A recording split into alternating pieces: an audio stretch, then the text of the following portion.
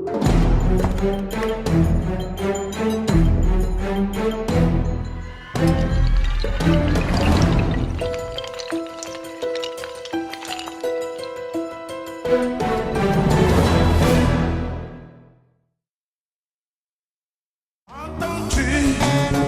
la voix des grandes eaux? Entends-tu, entends-tu, entends-tu, entends-tu?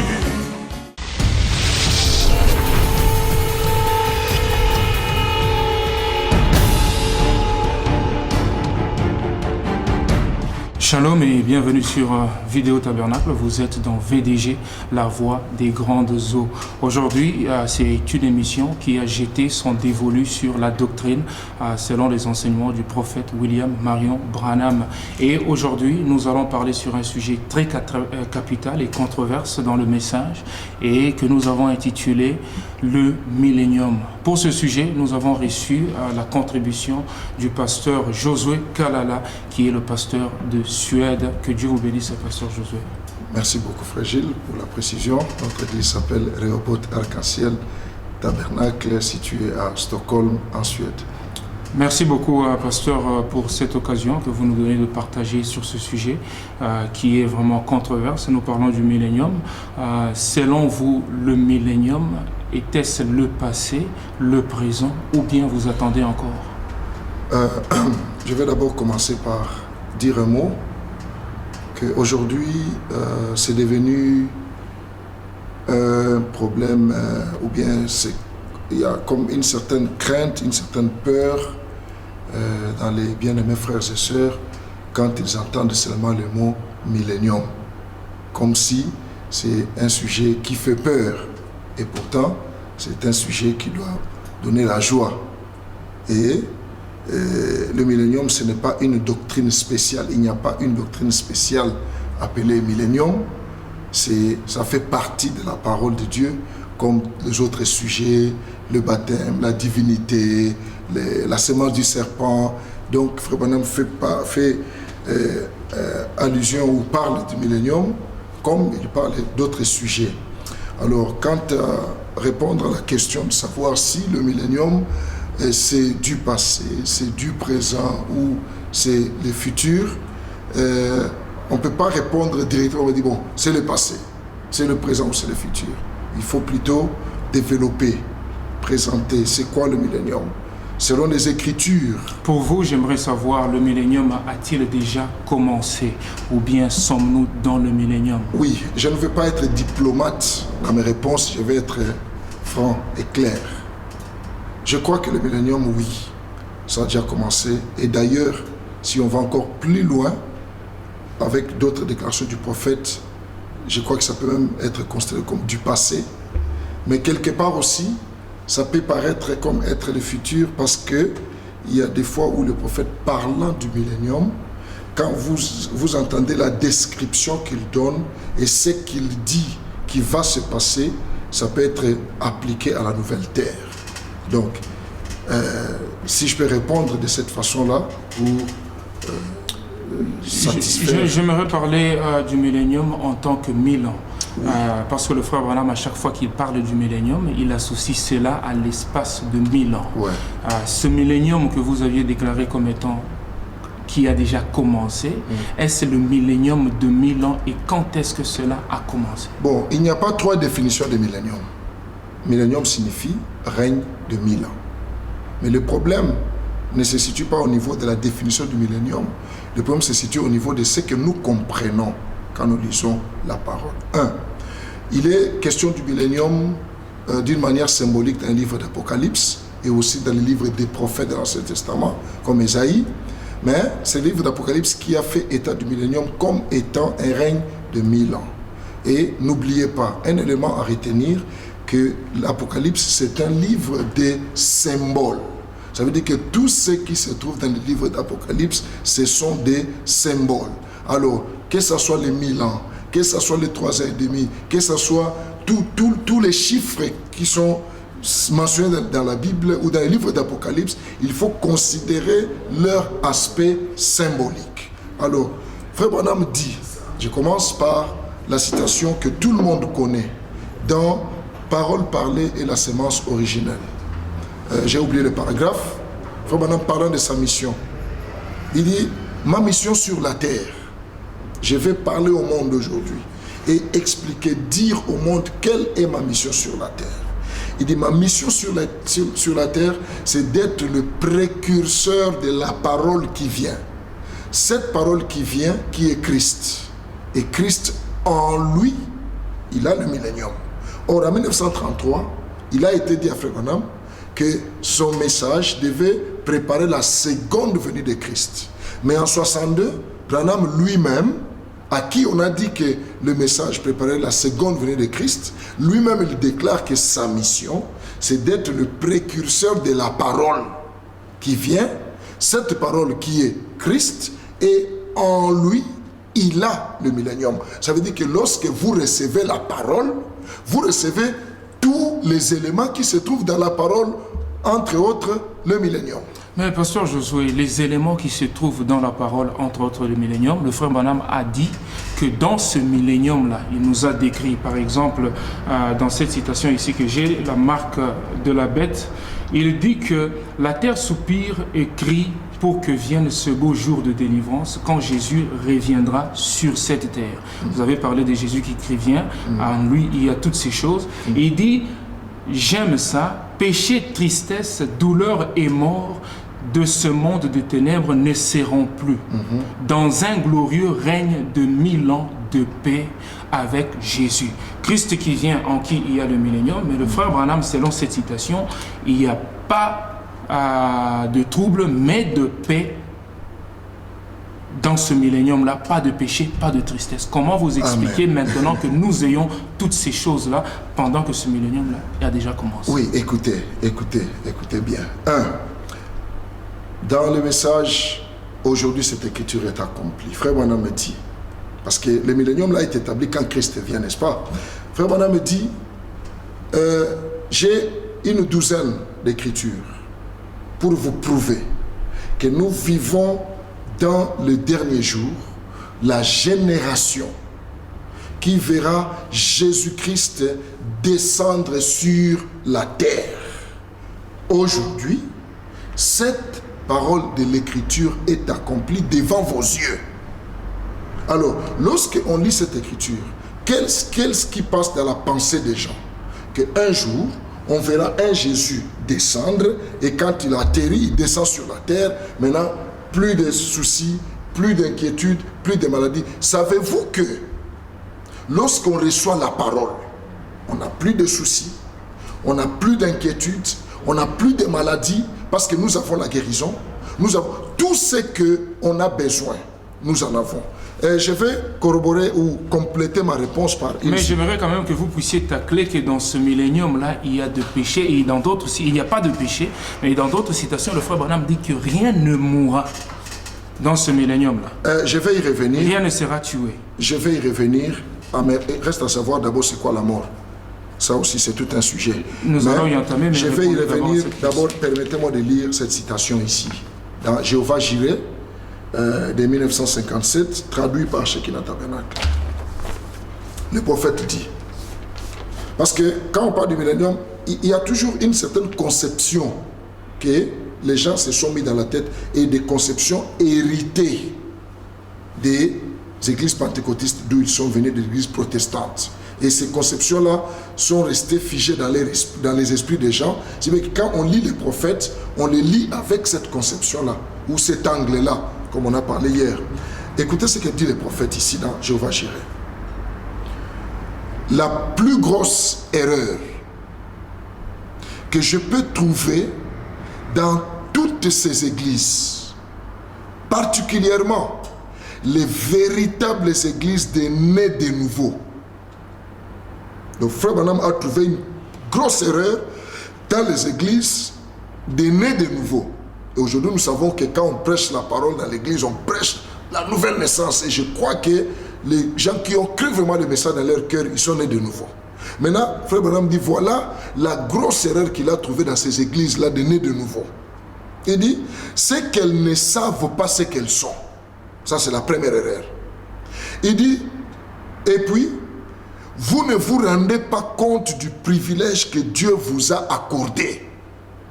Et puis, vous attendez quelque chose là, loin, dans une espèce de millénium.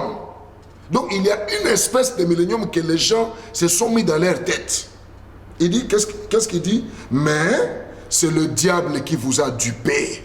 Et c'est comme ça que le diable dupe les gens par les prédicateurs, en leur vendant une illusion d'une espèce de millénium, en leur disant que vous serez ceci, vous serez cela, vous serez bien dans cette espèce de millénium-là. Ça, c'est le prophète qui l'a dit. Le prophète lui-même a dit, on lui a posé la question ici dans ce jour-là sur le calvaire, sur le calvaire. Je pense que tout ce qu'ils disent, ils ont tiré ça des citations. Le frère Branham dit, il a dit, quelqu'un lui a posé la question, il a dit, mais nous aimons tellement cela, est-ce que tu penses que nous le ferons, nous serons dans le millénium? J'ai dit non, dans le millénium, rien ne sera tué. Amen. Donc c'est une citation qui suggère aussi que rien ne mourra dans le millénium. Évidemment, vous savez, tout ce que le prophète dit, nous disons amen à cela. Maintenant, il faut bien, comme on dit, partager, diviser ou bien partager la parole avec sagesse et avec l'intelligence du Saint-Esprit. Quand vous lisez le prophète, très souvent, il a fait état du millénium. Mais quand vous lisez le contexte dans lequel il parle, en rapport avec d'autres déclarations du prophète, vous comprenez que le prophète parle de la nouvelle terre. Mais il appelle ça millénium. Donc vous dites qu'il y a 2 milléniums? Il n'y a pas de millénium. Le prophète, c'est dans le langage. Frère Branham pouvait appeler, il n'y a pas de millénium, parce que millénium, on a dit dès le départ ici, un règne de 1000 ans. Vous comprenez? Mais pourquoi je dis que, Frère Branham, il y a des fois, il peut appeler ça millénium, mais en réalité, il fait allusion à la nouvelle terre. Pourquoi je le dis? Je peux vous le prouver par une citation, si vous me permettez de vous lire tout de suite, parce que j'aime plutôt plus faire parler le prophète que de parler moi-même. Nous savons que le millénium, c'est le règne de 1000 ans. Selon le Frère Branham. Oui, pour vous prouver ici que Frère Branham peut parler du mot millénium, mais il fait allusion à la nouvelle terre. Pourquoi? Ici, par exemple, cette citation ici, tirée de la prédication « La marque de la bête et le sceau de Dieu », deuxième partie, prêchée en 1961, le 17 février, paragraphe 4. Frère Branham dit ceci. Et j'ai pensé à propos de descendre, j'aime les montagnes. Et je pense que pendant le millénium, ça c'est Frère Branham, pendant le millénium, j'aimerais juste passer quelques millions d'années juste en train d'escalader les montagnes tout autour, regardant tout autour. Et je pense à propos, je pense au fait que je puisse aller vers une sœur, et là-bas dans les montagnes, et peut-être elle était là-bas il y a de cela 1 million d'années, marchant là-bas, et de la manière dont une femme marcherait, vous savez, avec un petit ourson ou comme cela, et elle sera en train de marcher tout au long avec un grand tigre ou quelque chose comme cela, et je dirais, comment allez-vous, sœur? Eh bien, elle dira, oh, vous êtes Frère Branham? Oui. Comment vous allez? Oh, sûrement, je suis content de vous voir. Combien de temps pensez-vous? Vous voyez, si vous pouviez compter les temps, donc il pose à la sœur la question, si on pouvait compter les temps, combien de temps pensez-vous que vous êtes ici? Si jamais le temps existait. Il dit, oh, quelques millions d'années. Maintenant, comment expliquer que millénium c'est 1000 ans et Frère Branham va escalader les montagnes pendant quelques millions d'années? Alors, de quel millénium s'agit-il? Mais le millénium 1000 ans pour vous, est-ce 1000 ans de comptage? Et quand est-ce que cela a commencé? Je ne crois pas que ce soit 1000 ans de comptage. Pourquoi? Parce que Frère Branham dit dans Demeure future, il dit que, parlant de la dispensation des temps, permettez-moi encore de le lire parce que je préfère plus appuyer ce que j'ai dit par le prophète pour que... Allez-y un peu plus rapidement. Je vais aller un peu plus vite. Demeure future, paragraphe 239, tout le monde a la citation. Maintenant, Ephésiens 1.10, cela est appelé, si vous écrivez cela, Ephésiens 1.10 est appelé, non pas une dispensation, non pas le 7e jour, c'est appelé la plénitude des temps. Et lorsque la plénitude des temps vient, est venue, et c'est lorsque le temps est accompli, lorsqu'il n'y aura plus de temps. Or, le millénium, c'est 1000 ans. Donc, on peut considérer ça comme dans le temps. Le prophète dit le millénium, c'est le temps. Maintenant, écoutez, il dit, alors, nous allons dans l'éternité. Après que le 7e âge soit terminé, et il l'est, donc l'âge de l'Odyssée est déjà terminé. Or, d'après les plans que nous avons appris dans l'école de dimanche, après, au 7e âge de l'église, il y a l'enlèvement. Après l'enlèvement, on va 3 ans et demi dans le ciel, tribulation sur la terre. Après le 3 ans et demi, nous revenons pour le millénium. Après cela, jugement du trône blanc, et ainsi de suite. Maintenant, Frère Branham dit ici, après que le 7e âge de l'église soit terminé, et il l'est, l'âge de Luther est terminé, l'âge des méthodistes est terminé, l'âge des pentecôtistes est terminé. Vous entrez dans quoi? Logiquement, ça serait dans les 3 ans et demi, puis dans le millénium. Mais il dit, vous entrez dans l'éternité. Plus de 7, plus de 3, plus de quoi que ce soit, ils sont dans l'éternité, là où il n'y a pas du temps comme des nombres de ceci, et 1000 ans c'est un nombre. Frère pasteur Josué Kalala, excusez-moi, j'ai une citation ici, le frère Branham dit dans l'eau du rocher. Le frère Branham est en train d'identifier quelle est la forme que Jésus aura dans ce millénium-là.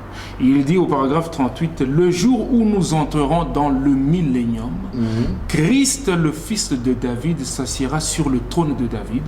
Amen. Alors nous n'aurons plus besoin du Saint-Esprit parce que Christ sera là lui-même dans une forme corporelle comme Jésus et comme le roi Jésus.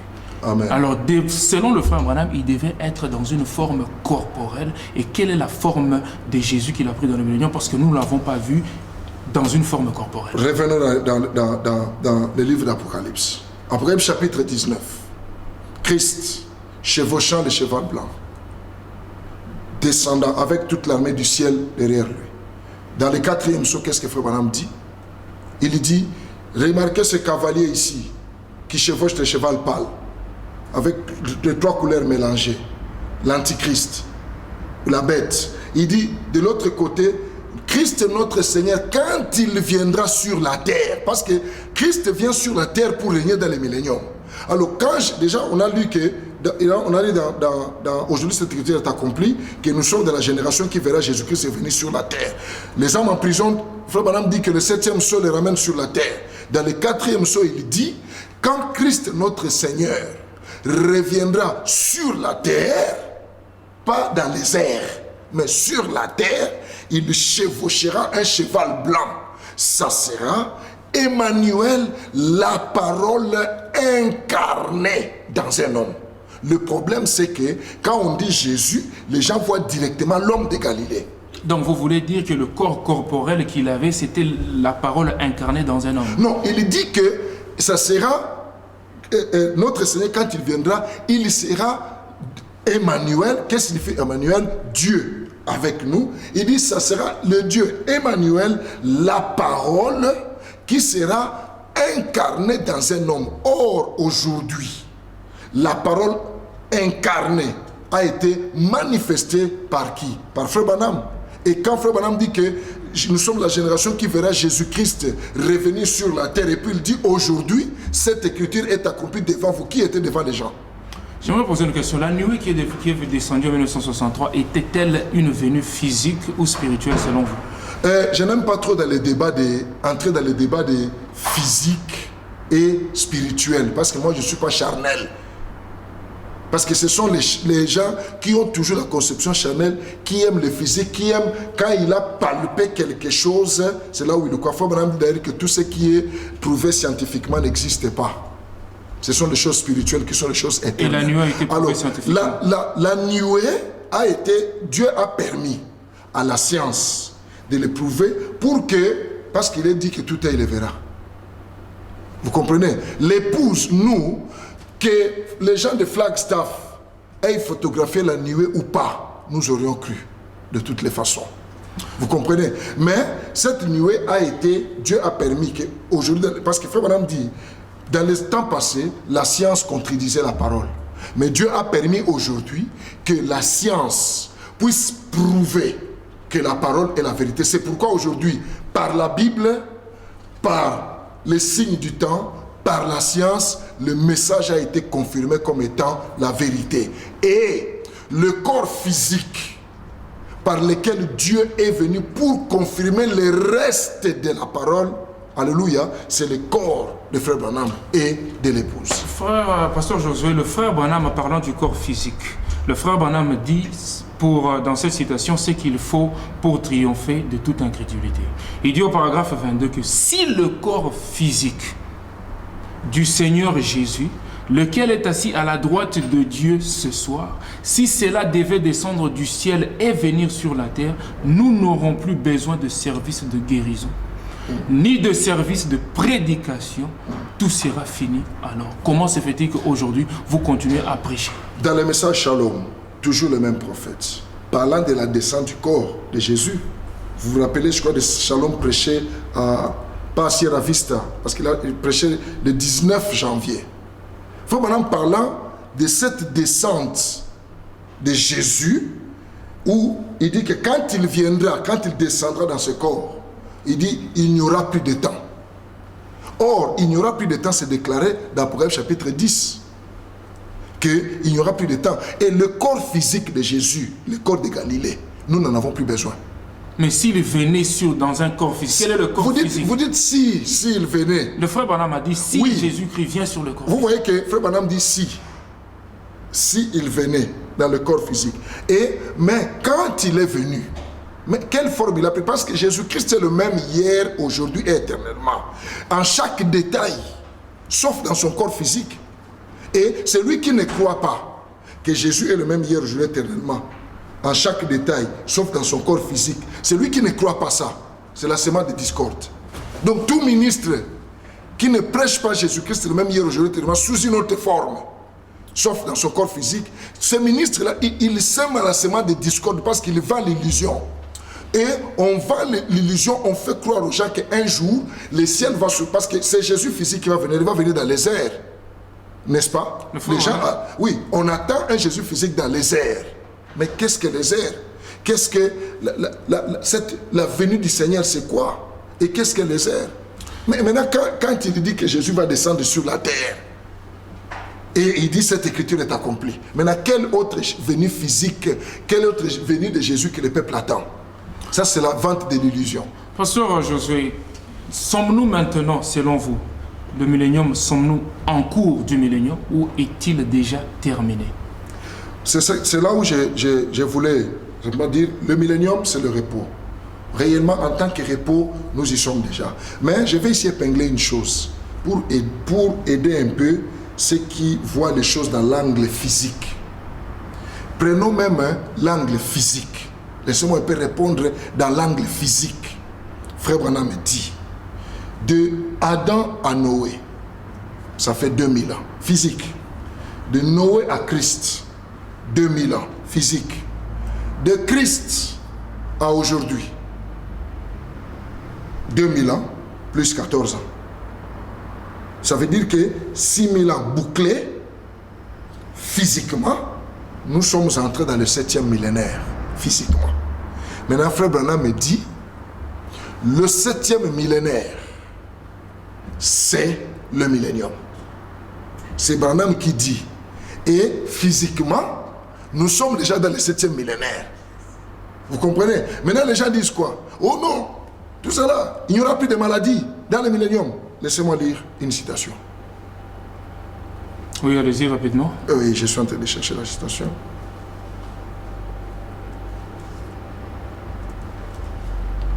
Frère Branham dit ceci. Si vous connaissiez positionnellement ce que vous étiez et ce que vous êtes ce soir, il n'y aura plus de faibles ici dans les 5 prochaines minutes. C'est juste. Le problème est que vous êtes en train de regarder là-bas loin dans un millénium pour que quelque chose puisse apparaître là où alors que cela est déjà ici. Pasteur Joseph, vous parlez du millénium qui est déjà ici. Où sont passés les 3 ans et demi et où est passé l'enlèvement? Comment est-ce que l'enlèvement s'est passé si le millénium est ici? Parce que selon le plan, l'enlèvement se passe avant le millénium. Mais quand Christ vient la seconde fois, il vient pour enlever. Et l'enlèvement, c'est secret. Ça s'est passé comment? Parce que vous et moi, nous sommes encore ici. Donc vous êtes déjà enlevés? Mais écoutez, mais je suis déjà enlevé, bien sûr. Pourquoi? Parce que Frère Branham montre que l'enlèvement d'Enoch, c'était le type de l'église qui est appelée. Donc, quand l'église quitte la Odyssée, parce que quand la Odyssée est finie, mais on va où? Mais le frère Branham me dit que l'enlèvement d'Enoch, un certain matin, nous savons, ici il dit dans l'enlèvement, nous savons qu'Enoch fut enlevé, nous savons qu'Élie fut enlevé dans un tourbillon. Et le frère Branham me dira qu'un certain matin, ou bien un certain après-midi, Enoch marchait. Un certain matin ou un certain après-midi. Bon, un certain matin aux États-Unis, ce n'est pas le matin en Nouvelle-Zélande. Mais il a dit néanmoins qu'Enoch marchait et il était parti. C'est le langage du prophète. Et l'enlèvement d'Enoch, c'est un type. L'Ancien Testament, ce sont les ombres. Ce n'est pas la réalité. Je sais que ça va amener la foudre de critiques sur moi. Mais c'est la vérité. L'Ancien Testament, ce sont des ombres. L'enlèvement d'Élie, l'enlèvement d'Enoch, ce sont des types et des ombres.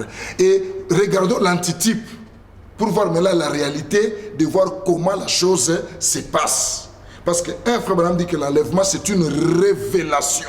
Comment le frère Branham parle de l'enlèvement, une révélation, mais le frère Branham parle aussi qu'il y aura des gens qui seront dans un véhicule. Et l'un regardera à l'autre et parlera à l'autre et soudainement, l'autre ne sera plus.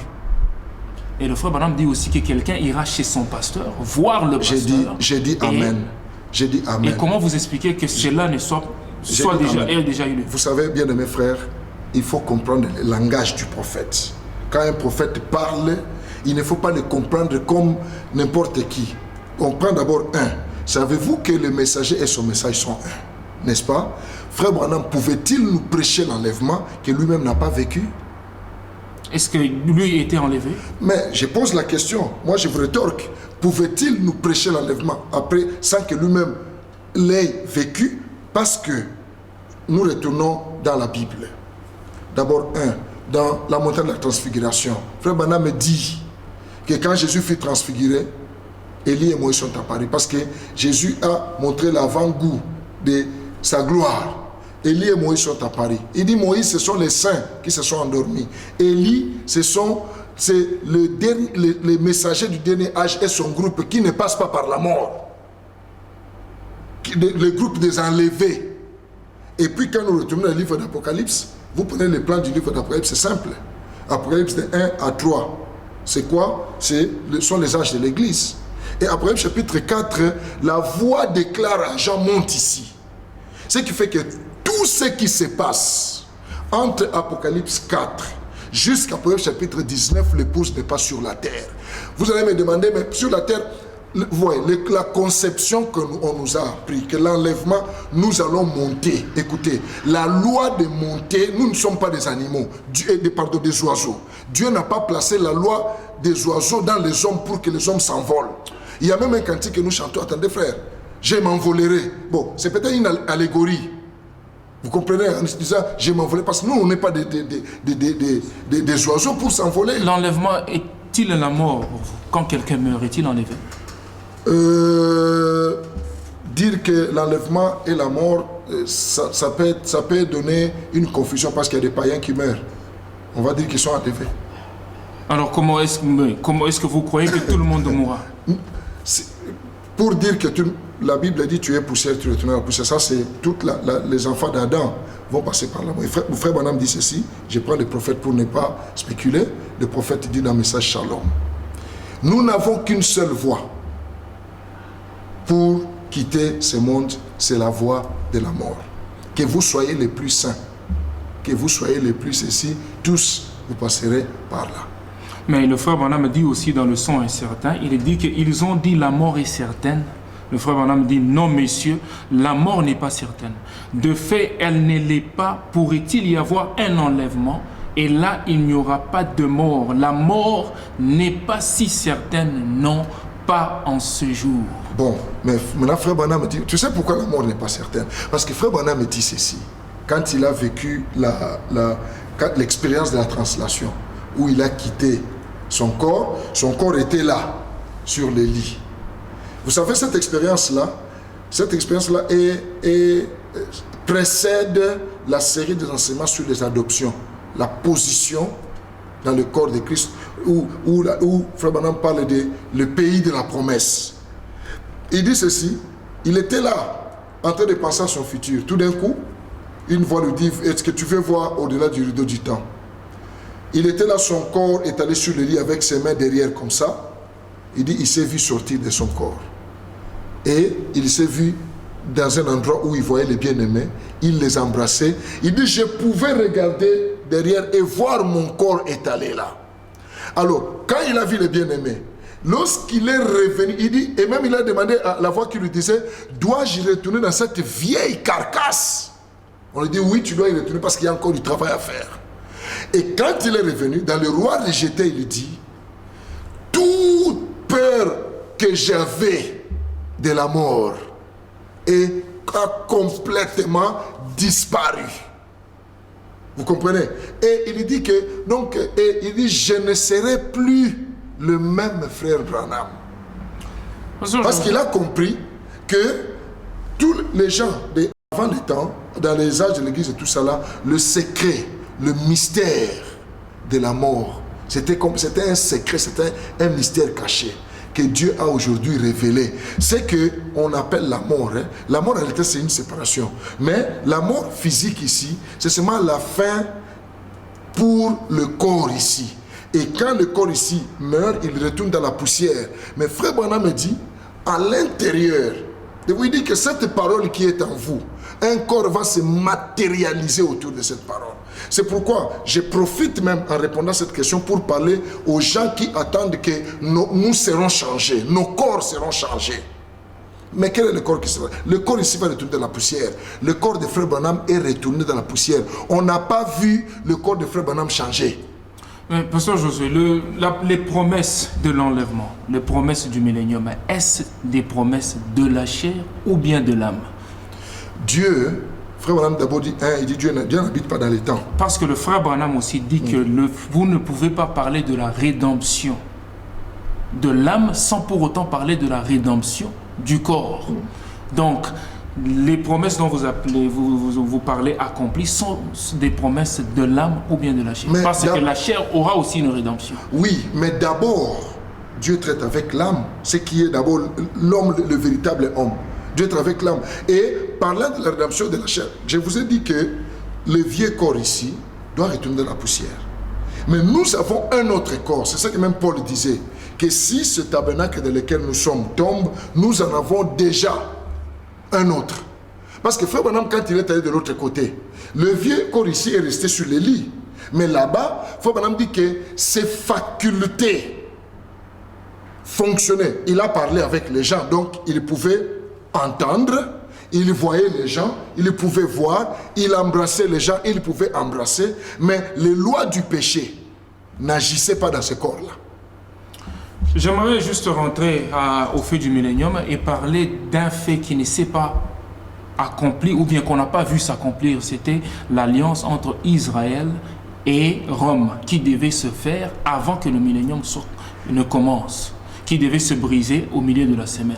Comment est-ce que cela s'est passé pendant que les 3 ans et demi, selon vous, se sont déjà écoulés et que le millénium avait déjà commencé? Je ne peux pas identifier dans le temps comme ça, dire que bon, ça c'est... Vous savez que dans notre génération ici, vous savez combien de fois le pape a visité Jérusalem? Et je crois que même Benjamin Netanyahu doit avoir une fois rencontré. Bon, si je dois répondre sous cet angle-là. Ce qui se passe, on ne peut pas vraiment identifier, déterminer. C'est là où même beaucoup de gens aujourd'hui sont là en train de regarder. Oh, Ariel Sharon est mort. Ah, donc ceci va se passer. Et vous allez voir, hein, excusez-moi frère Gilles, je vais vous dire une chose.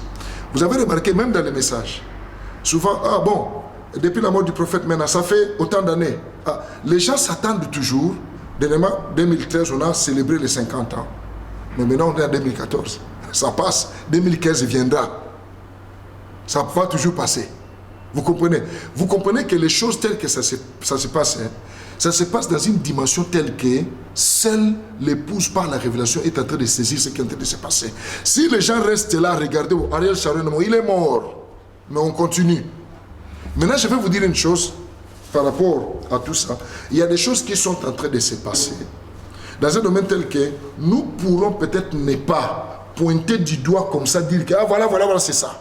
Mais ce sont des choses qui sont en train de s'accomplir, puisque les prophéties données, leurs accomplissements ne sont pas toujours aussi littérales qu'on s'attend. Je vais vous dire une chose, en rapport un peu avec Israël, peut-être, ce n'est peut-être pas dans le cadre, mais ça peut toujours aider. Frère Branham dit dans un message, j'ai oublié le titre, dans les adoptions, première partie, Frère Branham dit ceci, que, excusez-moi, je crois trouver la citation. Je ne peux pas rapidement les trouver, mais le prophète parlait de l'établissement d'Israël dans la terre promise. Il dit ceci, lorsque Jacob était en train de bénir ses enfants, dans Genèse 49, il dit, Jacob en bénissant ses enfants, il était en train de dire là où ils vont s'établir dans les derniers jours. Et Branham dit aujourd'hui, je peux vous prouver avec les Écritures et avec la carte qu'ils sont exactement à l'endroit que Jacob a dit qu'ils allaient être, frères. Aujourd'hui, allez demander aux Juifs où se trouve Ruben, où se trouve Gad, où se trouve... Mais Branham connaissait. Pasteur Josué, nous sommes arrivés à la fin de notre émission. Oui. Nous vous remercions d'avoir contribué et d'avoir eu le temps de parler avec nous.